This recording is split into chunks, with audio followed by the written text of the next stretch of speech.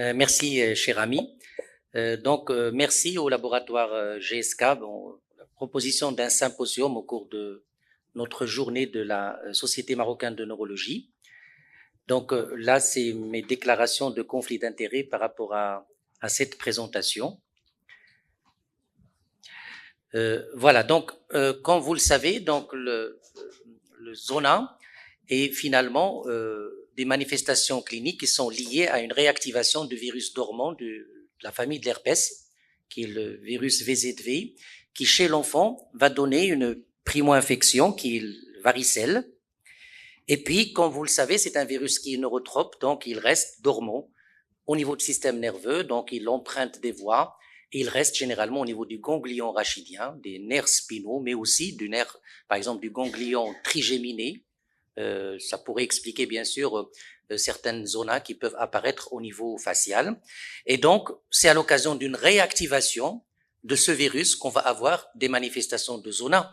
Bien sûr, ce qui va nous concerner ici, c'est pas tant le zona, c'est plutôt ses complications, notamment la douleur post-zostérienne, qu'on va voir sur le plan épidémiologique, quel est le fardeau présenté par cette manifestation et est-ce qu'il y a possibilité de la prévenir. Donc, une fois il y a une réactivation de ce virus, qui va être généralement lié à un déficit de l'unité cellulaire, on aura une réactivation sous forme d'un rash qui va apparaître, qu'on appelle zona. Alors, juste pour savoir que pratiquement toutes les personnes chez qui on fait une sérologie VZV à l'âge de 40 ans sur une étude américaine, 99,5%, ils ont une séropositivité. Ça veut dire que pratiquement toute la population à 40 ans, il a eu contact avec ce virus, donc il en garde une sérologie qui est là, qui témoigne qu'il y a eu un contact, et donc il y a toujours cette possibilité de réactivation.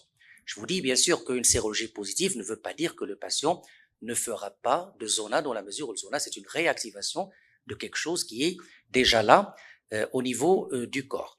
Alors, rapidement, sur le plan sémiologique, généralement, c'est des prodromes, et puis la phase aiguë, un rash vésiculaire unilatéral, avec une douleur aiguë, plus ou moins intense. Dans 10% des cas, ça peut intéresser, bien sûr, la région de représentation territoire du nerf, de la branche ophtalmique, du nerf trijumeau, donnant un zona ophtalmique avec des risques sur la cornée. Et puis, peut-être un quart des patients ne guérissent pas totalement, ça veut dire qu'ils font des complications, et la complication la plus fréquente reste la névralgie post-zostérienne, qui a priori intéresse 5 à 30% des personnes selon les études. Bien sûr, il y a d'autres complications, entre autres neurologiques, on va les lister par la suite. Quelqu'un qui fait un zona, il a un risque entre 5 et 10% de refaire une autre manifestation, c'est-à-dire c'est une maladie qui pourrait récidiver dans 5 à 10% des cas. Chez l'immunodéprimé, le zona peut prendre d'autres aspects, dans la mesure où d'abord, c'est une complication fréquente en cas d'immunodépression, de toute cause, immunodépression, que ce soit constitutionnelle ou acquise, liée à une maladie ou liée à un traitement. Les lésions dans ce cas sont généralement ont tendance à être plus prolongées, plus larges, plus nombreuses, peuvent être hémorragiques, avec des distributions qui parfois peuvent être extensives, qui ressemblent à une varicelle extensive, ou parfois des distributions, une tendance à avoir des lésions bien plus sévères.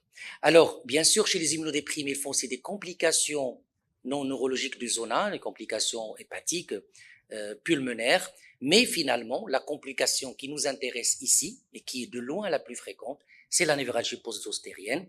Et puis aussi, et ça a été décrit, que les immunodéprimés font plus de récurrence de zona par rapport à la population normale.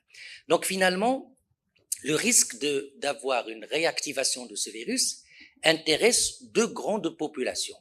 D'abord, lié à un vieillissement du système immunitaire, ça veut dire cette classique immunosénescence, donc les adultes plus âgés, plus de 50 ans, on va dire les adultes moins jeunes, plus de 50 ans, ça fait peur, c'est vrai, si on voit les adultes plus âgés, plus de 50 ans. Donc, il y a l'immunosénescence qui commence à se mettre en place. Donc ça, c'est la première population qui sont on va dire, le risque augmente, vous allez le voir sur les études épidémiologiques de façon très nette, peut-être à partir de 50 ans, mais surtout 60 ans, 65 ans. Et puis, deuxième catégorie, c'est lorsque ce système immunitaire est affaibli, c'est les cas des immunodéprimés, et ce qui va nous intéresser ici, c'est plutôt les pathologies où on met des traitements qui vont donner une immunodépression. Là, juste un rappel de comment ça se passe sur le plan immunité après une primo-infection par le varicelle. Ben, on aura une augmentation, bien sûr, de l'immunité, généralement, surtout l'immunité cellulaire et humorale d'ailleurs. Et puis, ça reste généralement stable. Ça permet de prévenir le risque de récurrence. Parfois, on peut avoir une réaugmentation parce qu'on peut avoir ce qu'on appelle une exposition silencieuse par rapport à ce virus qui va maintenir cette efficacité de l'immunité.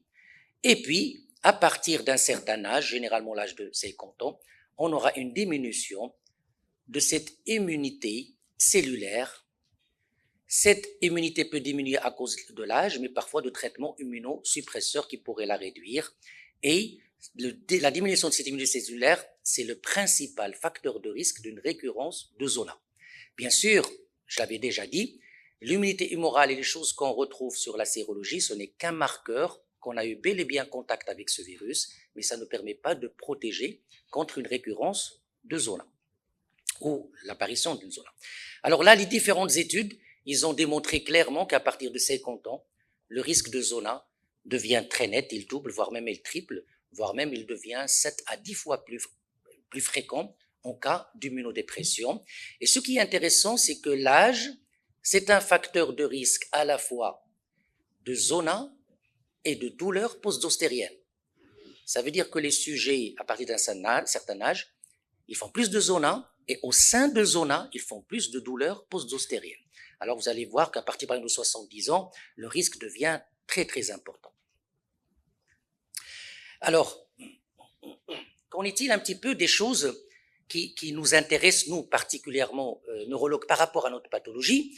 Alors, cette étude américaine, vous allez le deviner à travers de très grandes études épidémiologiques sur des registres d'assurance, où il y avait 51 millions de personnes qui ont été suivies pour voir quelle serait l'incidence du zona au cours de 8 pathologies ou 9 pathologies qui entraînent une immunodépression. Là, vous allez marquer l'étude quand même 51 millions, et puis bien sûr les transplantations de moelle osseuse ou d'autres organes solides, le VIH, le lupus, on a la sclérose en plaques. Alors, dans cette série, il y a eu 146 000 scléroses en plaques qui ont été suivies, et le nombre de patients ou le risque d'avoir un zona est le double, voire parfois le triple de ce qui se passe chez la population générale. Alors ce risque, par exemple, au cours de la sclérose en plaques, il peut être expliqué bien sûr par les traitements immunosuppresseurs, ça a été ici corrélé, mais il semble qu'il y ait quelques patients qui n'ont pas de traitements immunosuppresseurs qui ont un sur-risque d'avoir zona au cours de cette pathologie, mais c'est une donnée qui n'est pas confirmée. C'est plutôt le traitement immunosuppresseur qui explique la récurrence et le risque, bien sûr, d'avoir un zona chez les patients qui ont une sclérose en plaques. Alors, toujours, si on voit chez ces patients qui ont une sclérose en plaques, le risque d'avoir le zona, il augmente avec l'âge, parce qu'il y a aussi bien l'association de traitement immunosuppresseur que l'immunosénescence liée, bien sûr, à l'âge, et c'est une donnée, bien sûr, liée à l'âge qui est très robuste. Aussi, ici, par rapport, on va dire, à d'autres pathologies, la sclérose en plaques augmente le risque pour devenir quelque part presque égal chez l'immunodéprimé VIH, chez les patients qui sont sclérose en plaques sous traitement immunosuppresseur. Alors j'essaie de voir un petit peu dans les essais pivots des études, des traitements de fond de la sclérose en plaques pour voir quelle serait la prévalence du zona. Et c'est vrai qu'en général, dans la plupart des molécules spécifiquement, le risque il augmente, il double un petit peu. il y a quelques données qui sont un petit peu contradictoires. Par exemple, des données intéressantes, si on prend par exemple natalizumab, on sait que natalizumab n'augmente pas le risque infectieux périphérique de par son action plutôt qui empêche que les lymphocytes partent au niveau du système nerveux central, mais c'est justement cette immunodépression centrale qui est à l'origine parfois d'une réactivation du zona. Donc, il augmente aussi ce risque infectieux de par son mode d'action, avec un surrisque par rapport à des phénomènes vasculaires qu'on va voir tout au long de cet exposé. Donc finalement, la plupart des traitements de fond, quel que soit le mode d'action, il augmente le risque de façon assez nette chez les patients atteints de sclérose en plaques. Sur le plan clinique, rapidement, vous le savez très bien, la localisation est souvent ici, au niveau thoracique, et que chez les immunodéprimés, on en a déjà dit, parfois, dans 5% des cas, le zona peut ne pas s'accompagner d'éruption, et c'est seulement une douleur en hémiceinture qui a été corrélée avec des PCR positifs dans le LCR, confirmant qu'il s'agit bel et bien de zona, et bien sûr le risque parfois d'avoir des zonas ophtalmiques et des atteintes neurologiques qu'on va voir par la suite. La douleur, il y a 3 types de douleurs au cours du zona. Il y a la douleur à la phase aiguë, c'est-à-dire avant 30 jours. C'est une douleur mixte, à la fois neuropathique mais aussi inflammatoire. Certains patients passent à une phase subaiguë, ça veut dire entre 1 mois jusqu'à 3 mois. Et la vraie névralgie post-zoustorienne, c'est lorsque la douleur, il persiste au-delà de 3 mois, ce qui représente à peu près 25% des zonas en général. Bien sûr, les facteurs de risque, on va les voir. Il faut savoir que dans 20 à 40% des patients gardent une douleur au-delà de 30 mois avec un EVA plus de 7. Ça veut dire que c'est une douleur qui est quand même importante, qui intéresse le 1/3 des patients qui ont un zona. Alors, quels sont les facteurs de risque? On en a déjà dit, l'âge, l'immunodépression, l'intensité de la douleur initiale serait aussi un facteur de douleur, et il semble que le sexe féminin serait aussi un facteur de ce risque additionnel à avoir une douleur post-zostérienne. Alors, cette douleur, ça c'est de la sémiologie qu'on nous a appris, bien sûr, ça peut être soit spontané, à type de brûlure, à type parfois de douleur intermittente, des élancements, et parfois des douleurs provoquées. On sait que la prise en charge, et ça vous le savez très bien, régulièrement au quotidien, lorsqu'on est confronté avec ce genre de patient, le traitement parfois marche, mais assez fréquemment, le traitement il est décevant. Là, l'idée est juste de vous montrer un petit peu qu'il y a des recommandations pour cela, mais le message, c'est que, quand même, pour avoir plus de 50% de réduction de la douleur, on ne peut l'atteindre que chez moins de 50% des patients. Ça veut dire, avec cette douleur, généralement, c'est parmi les douleurs neuropathiques assez résistantes aux thérapeutiques. Et donc, on comprend bien que l'intérêt de la vaccination, s'il y a un vaccin qui pourrait réduire de façon très drastique le zona et par conséquent la douleur post-zostérienne, ça serait le bienvenu. C'est ce qu'on va essayer de voir au cours des études pivots qui ont étudié le vaccin contre le zona. Alors, une diapositive juste pour vous montrer d'autres complications neurologiques du zona. On sait que le zona, c'est surtout le ganglion sensitif, mais parfois ça peut emprunter aussi les voies motrices, donnant des plexopathies amyotrophiantes. Parfois, à partir du ganglion rachidien, au lieu qu'il y ait une réactivation dans le sens périphérique, ça se fait dans l'autre sens, vers la moelle épinière, donnant des myélites, souvent sous forme d'un syndrome de l'hémimoelle.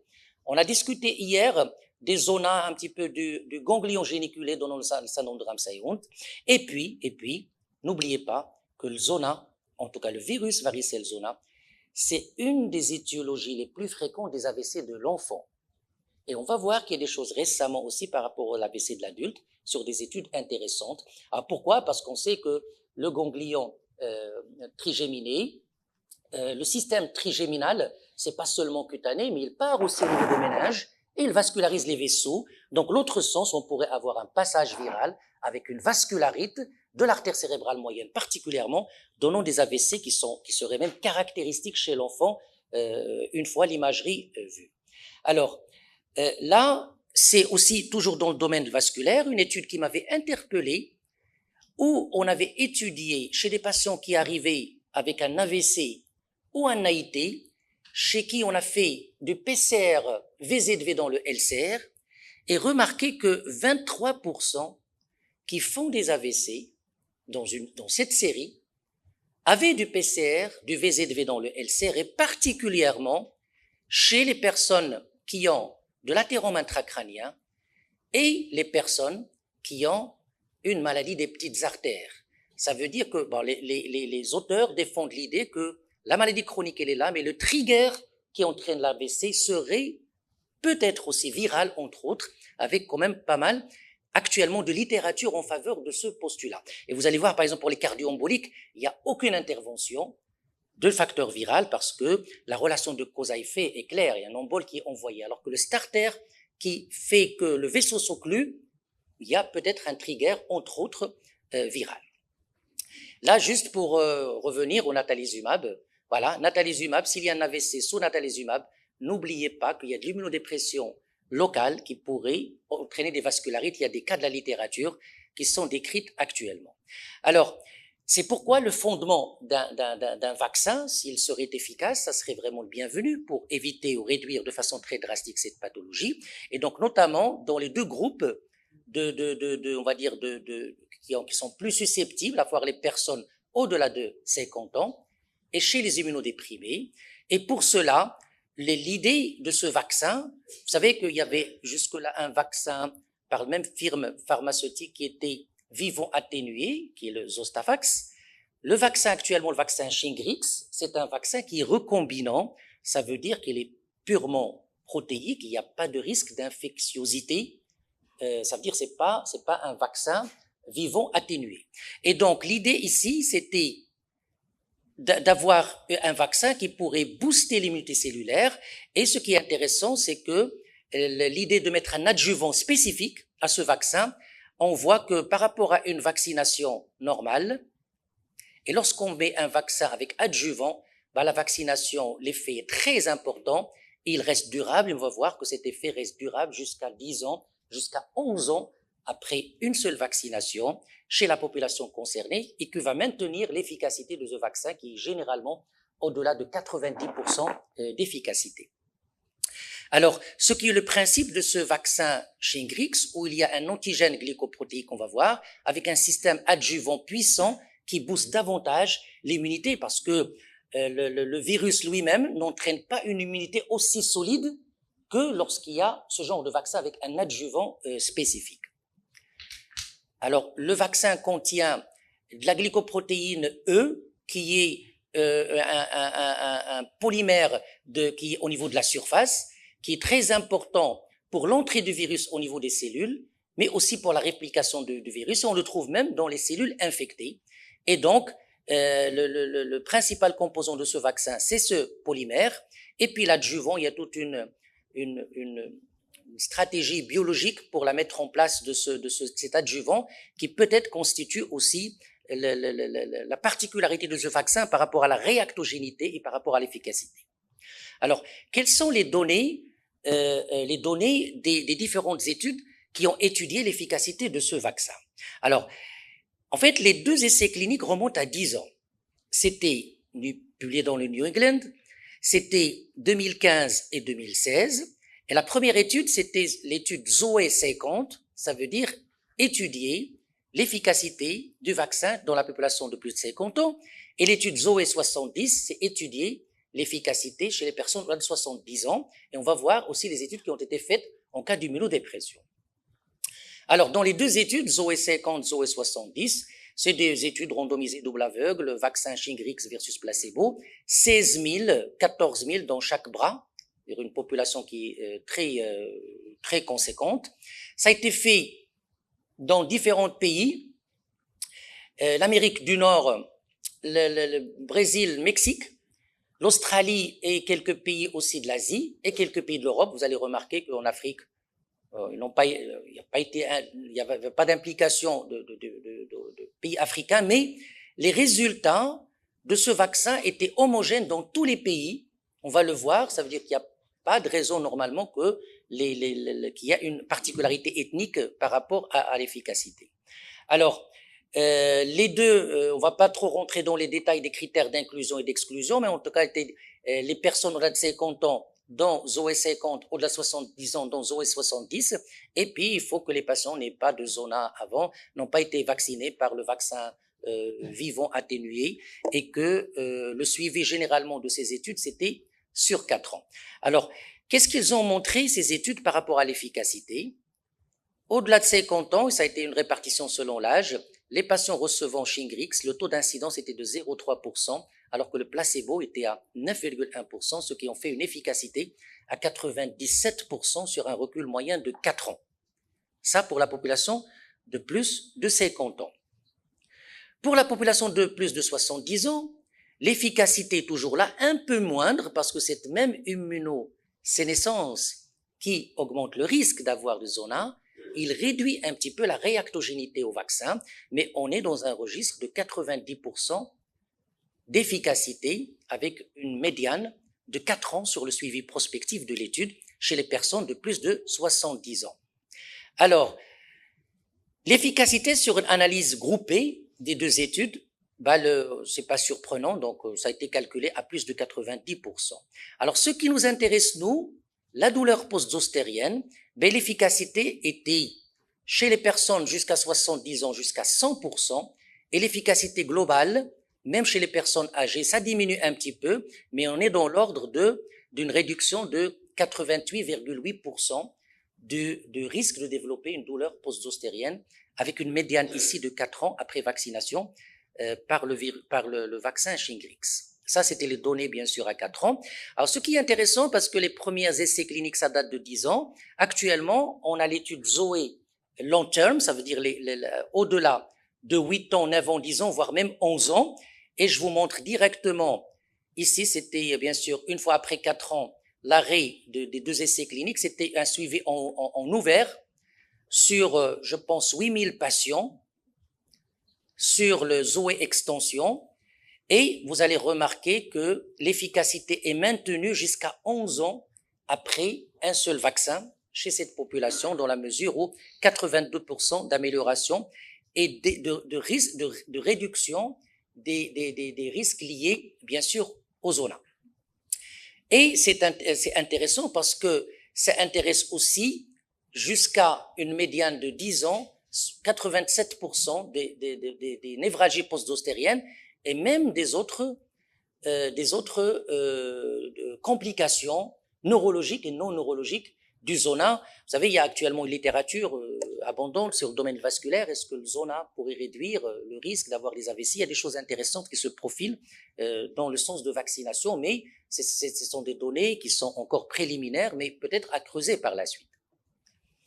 Alors, ça, c'est un petit peu les détails de ces études après 10 ans, 11 ans, et vous allez toujours remarquer que les événements liés au zona sont réduits de 82% après un seul schéma vaccinal, de par peut-être cette réactogénicité du vaccin qui permet une efficacité même à long terme. Alors, qu'en est-il un petit peu des immunodéprimés? Alors, dans les immunodéprimés, il y avait des études, mais vous allez comprendre que la sclérose en plaques n'a pas été intéressée par une étude directe, c'est plutôt à travers d'autres pathologies, VIH, greffe rénale, ça veut dire des personnes qui sont immunodéprimées de par le traitement, de par l'infection VIH, et puis les mêmes objectifs de l'étude, des autres études chez les personnes normales âgées ont été retrouvés. Là, je vous montre un petit peu les résultats, 70% jusqu'à 87% de réduction d'effet, c'est moins que le sujet, ça se comprend, parce que le fait d'avoir une immunodépression, ça augmente le risque de zona, mais ça réduit un peu la réactogénicité pour avoir une efficacité du vaccin. Et il est possible qu'après quelques années, il faut revacciner ces patients, parce que là, les données ne sont pas aussi claires que dans la population normale, où il y avait des suivis très stricts. Là, c'est plutôt après 2 ans, 3 ans d'évolution, le risque est réduit de 70 à 80%, à 87% chez les personnes traitées par immunodépression. Et c'est un petit peu un récapitulatif, un petit peu des données de la littérature. C'est que l'efficacité est de 68%, ça peut aller jusqu'à 87% chez des personnes sous chimiothérapie. Alors, qu'en est-il un petit peu de la sécurité? Est-ce que c'est un vaccin qui donne ou donne pas d'effets secondaires? Vous allez comprendre que efficacité, ça rime avec réactogénicité, ça rime avec des effets secondaires locaux. Et ce vaccin, il donne pas mal d'effets secondaires locaux, une douleur, 85%, par rapport au placebo, de la rougeur, un gonflement chez un tiers des patients. Ce sont des effets secondaires généralement qui durent quelques jours. Il y a aussi des effets secondaires de registre général, 50% ils ont des myalgies, de la fatigue, des céphalées, mais ce qui sort un petit peu dans les études, c'est que les 95% ont refait la deuxième dose, ça veut dire que c'est des effets secondaires qui n'étaient pas suffisamment importants au point de que les gens renoncent à faire la deuxième dose. Donc, ça a été 95% ont eu les deux doses. Alors, quelques informations pratiques sur le produit. Alors, l'AIMM, en tout cas au Maroc, c'était le Shingrix est indiqué dans la prévention du zona et des névralgies post-zostériennes chez les adultes de plus de 50 ans ou plus, et chez les adultes de plus de 18 ans ou plus présentant un risque accru de zona. Le libellé accru de zona, c'est-à-dire les patients candidats à être mis sous un traitement immunosuppressant. Bien sûr, ce qu'on a vu hier, AIMM ne veut pas dire que tout le monde va prescrire dans ces règles. Bien sûr, il y a d'autres aspects à prendre en considération. Et sur les recommandations du fabricant, ça se fait pas avec une dose, une première dose, et puis une deuxième dose qui est donnée généralement 2 mois, conseillé à donner 2 mois après, mais on peut la donner entre 2 mois jusqu'à 6 mois, selon, bien sûr, pour essayer de s'adapter à différentes pathologies. C'est-à-dire l'efficacité, elle est toujours là. Parfois, le fabricant, en tout cas, même les recommandations des auteurs, les recommandations de certaines sociétés savantes, on peut avancer la dose à 1 mois. La deuxième dose, par exemple, on sait qu'au cours de la sclérose en plaques, on veut parfois mettre des patients sous traitement immunosuppresseur, on peut mettre J1 et J30 avant de commencer éventuellement le traitement immunosuppresseur. Alors, qu'en est-il un petit peu de nos recommandations? J'ai pas trouvé les recommandations américaines parce que la vaccination, ça date de 2019. Les européennes, ça date de 2023. Et on voit que parmi les vaccins qui sont recommandés, il y a le vaccin inactivé recombinant Shingrix avec 2 doses par voie intramusculaire entre 2 et 6 mois chez les personnes plus de 18 ans s'il y a un traitement immunosuppresseur. Ça veut dire les traitements, ça veut dire ça fait partie des recommandations des sociétés savantes, en tout cas européennes. Alors, là, c'est ma dernière diapositive. J'anticipe un petit peu quelques questions. Je mettrai bien sûr une diapo un peu pratique par rapport à ce vaccin. Est-ce qu'on peut vacciner par ce vaccin Shingrix quelqu'un qui a une sérologie VZV négative, parce qu'on a tendance à la demander dans le bilan? S'il est négatif, c'est un patient qui n'a jamais eu de varicelle, donc il faut plutôt donner un vaccin de varicelle, qui est un vaccin vivant atténué, avec les mêmes recommandations par rapport au risque de réactivation si on met un traitement immunosuppresseur proche. Donc VZV négatif, plutôt vaccination contre varicelle. Peut-on vacciner un patient qui a déjà reçu un vaccin contre le zona, notamment le Zostavax, ou un patient qui a déjà fait un zona? On a vu que les zonas ne confèrent pas l'immunité, un risque de 5 à 10%, c'est-à-dire même les patients qui ont un zona, les recommandations, on peut bien sûr les vacciner avec le même schéma. Comment on administre? C'est par voie intramusculaire, de préférence dans le muscle deltoïde. Bien sûr, une question qui est fréquemment posée parce qu'on vaccine nos patients avant un traitement immunosuppresseur, est-ce qu'on peut co-administrer les vaccins? Il n'y a aucun problème. Il faut juste, bien sûr, changer les emplacements, mais on peut vacciner au cours de la même session avec les vaccins qu'on a l'habitude de faire. Il faut juste dire aux patients que vous aurez un peu plus d'effets secondaires, notamment si on fait une co-administration avec le vaccin anti-Covid. Le risque augmente, mais c'est une attitude qui est tout à fait possible. Est-ce qu'il y a des précautions particulières? Bien sûr, en cas de poussée, il faut éviter. N'oublions pas que c'est une voie quand même intramusculaire, donc attention à des thrombopénies, attention à des troubles de la coagulation.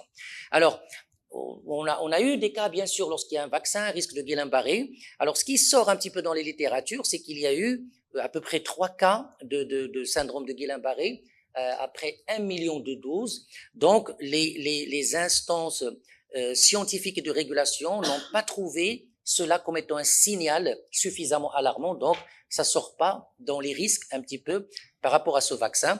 Je sais qu'il y aura aussi une question sur le prix, donc j'ai essayé de voir un petit peu le prix du PPV marocain. Le vaccin Shingrix, c'est à peu près à 2000 dirhams par vaccin, et on sait que le schéma vaccinal, il nécessite 2 doses pour être très efficace. Voilà, je vous remercie.